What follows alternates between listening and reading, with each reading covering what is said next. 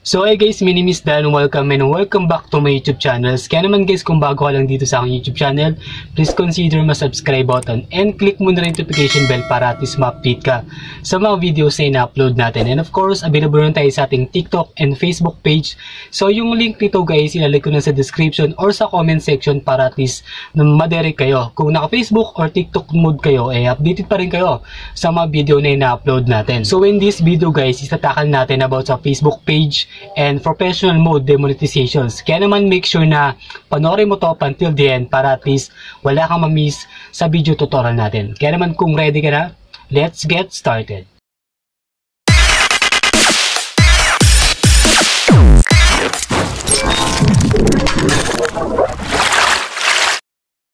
So alam naman natin guys, in the past few months, maraming big content creator ang na-demonetize at na-hold yung mga sahod nila. So ano may mga activities na ginawa nila at paano natin to maiiwasan? So eto nga guys, kung meron kayong stream ads or ads on Reels, ito yung bagong update ng October na so itatakal na natin to sa video natin, no, nakarang video natin. So ito yung update. So number 1 pa rin dito yung community standard, so dapat nami-meet pa rin natin ito. Sa community standard guys, nakapaloob dito yung violence, hate speech. So alam naman natin yan, and then yung adult nudity. So dapat hindi tayo nagpo-post ng ganito sa mga content natin or kahit na ano. So iwasan lang natin mag-share ng mga ganito dahil posible talagang ma-demonetize ang ating account. So next natin dito guys, yung PMP o yung Partner Monetization Policy. Kapag guys hindi natin to na-meet, posible talagang ma-hold yung sahod natin dito at ma-demonetize tayo. So kung meron kayong mapapanood guys ng mga big content creator na hold ngayon sahod at same time na-demonetize sila. So dito nga guys, pwede tayong ma-permanent ban at same time talagang sayang yung pinaghirapan natin dito. So next natin dito guys, yung CMP or yung Content Monetization Policy. Na kung saan dito guys, ito yung mga necessary against sa community standard na sexual graphic, na kung saan ito yung mga pinagbabawal talaga na dapat na talagang iwasan natin dito. So at the same time guys, huwag kayong mag-share ng profane content na kung saan pwede nga tayo dito guys ma-temporary ban or permanently ban. So pag-usapan natin dito guys yung violation. Sa violations naman natin guys, mag-notify naman si Meta. So makikita natin to sa support inbox or doon sa may monetization tools natin. So meron naman doon notifications. So kung ano yung mga step na pwede natin gawin, so i-click nyo lang yung see all, and at the same time kung ano yung mga na-meet natin na about sa community standard. So check nyo lang din doon guys. So ang tanong guys, pwede ba tayo mag-appeal kay Meta kapag na-demonetize ang ating account? The answer is yes. Pwede tayo mag-appeal dito guys na kung alam naman natin wala naman tayong na-meet na community standard o wala tayong na-violate, pwede natin gamitin yung report a problem. At the same time sa customer support, pwede kayo mag-direct doon. At the same time, screenshot nyo lang yung mga video ninyo and then yung inyong problema. At the same time, nag-notify sa inyo na wala naman kayong na-against sa community standard. So pwede nyo gawin yun. So ang sabi din dito guys, within 7 days or less, makakasagot sila sa ating mga problema about sa mga reports natin sa ating account. So importante pa rin guys, kapag gagawa kayo ng report a problem or kakausap kayo ng sa customer support, dapat sincere kayo sa mga sinasabi nyo para at least mapagbigyan tayo na reviewin yung account natin na wala naman tayo na-meet na against sa community standard. So yun lang guys yung magiging tips ko sa inyo about sa appeal ng demonetization para at least may idea kayo kung mangyari man to sa inyo. So siyempre, sayang din kasi guys yung ating pinaghirapan kapag na-demonetize yung ating account natin, lalo na kapag malawak na yung community natin sa Facebook. So alam naman natin guys, kapag content creator ka, vlogger, brainstorming talaga yung paggawa ng content.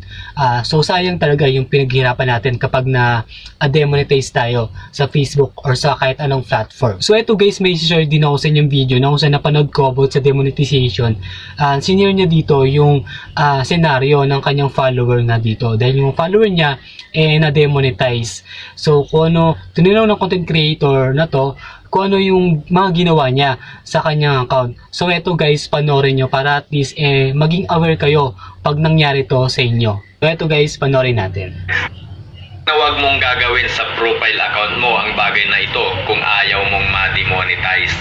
Isang follower po natin ang nakausap natin sa ating live nung isang gabi dahil siya po daw ay na-demonetize. Tinanong ko naman kung ano yung naging violation niya, ay wala siyang violation. So yun guys, okay magpapalit ng pangalan kung monetize na kayo. Ay palitan lang naman yung pangalan niya sa kanyang profile profile account. Alam naman natin na hindi na pwedeng palitan yung ating pangalan sa ating profile account once na tayo po ay monetize na. Dahil yung pangalan po natin na nakalagay sa ating profile account ay dapat nakamatch dun sa TIN ID na ating ibibigay kay Meta para tayo ay ma-verified. Kaya once napalitan po natin uli ito pag tayo monetize na, tayo po ay madi-demonetize. Kaya ang nangyari sa kanya, na-demonetize siya dahil nga nagpalit siya ng pangalan dun sa kanyang profile account. Hindi po kasi basta-basta pwedeng magpalit ng pangalan. Kailangan po natin mag-request change name. Okay? Meron po dyan sa Creator Studio. May paraan po doon kung paano mag-change name. Kapag ka na-approve, ay pwede po. Hindi tulad pagka tayo po ay hindi pa monetize, ay pwede po tayo magpalit ng ating pangalan every 60 days. Pero once na po tayo ay malapit ng mag-payout, di ba po, kailangan nating ibalik yung ating tunay so yun guys, na okay magpapalit ng pangalan kung monetize na sa kayo. TIN ID natin. Pwera lang po kung ang gamit nyo po ay page, ay pwede po yung pangalan ng iba at hindi tunay na pangalan. Kasi ang page po ay business account. At ang page po, ang pinaka-main na account niyan ay ang ating profile o personal account. Kaya wala akong problema na palitan yung pangalan kapag ka-page yung gamit natin.